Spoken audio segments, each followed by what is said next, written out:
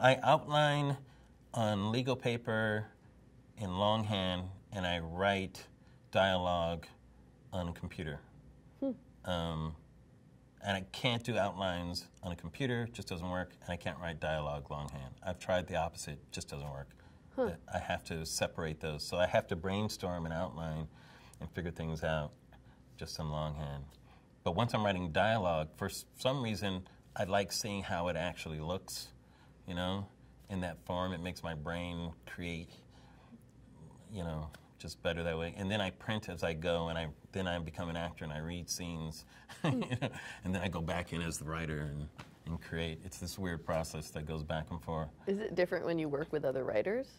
Yeah, I can't quite do quite that. I'm working off the energy of the other writer, trying to come to consensus on things. If you're writing dialogue, you're making each other laugh, topping each other, coming to better lines, that kind of stuff. Editing while you're doing it. I edit a lot before I even write. When I write prose, I do complete editing before I write in my head. So once I write it, it's pretty much full form. There's very little editing happens once I've written like a prose piece, you know.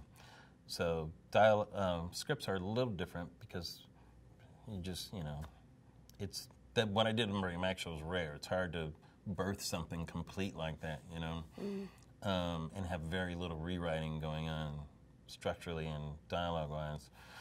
So you have to trust other eyes on it. You have to trust your instincts. You have to learn how to... Editing is always one of the most important things in writing, of how to... Like, knowing what to leave out is as important as knowing what to put in, you know? So... Are you good at that? Wait, I was going to do an office joke. That's what she said.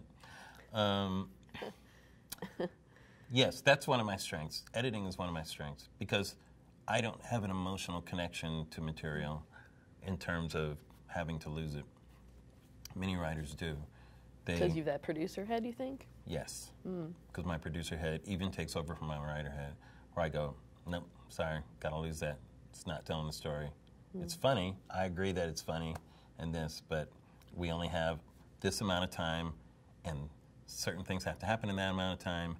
That's one of the things that isn't as important as this. So I'm very Sophie's Choice when it comes to being a producer. Now, when I'm just writing, I just write it all, you know, because I love everything, you know. It's just an orgy of, of writing. But once I'm in the editing stage, I'm not a writer anymore. Now I'm a producer, and I'm making conscious decisions about material.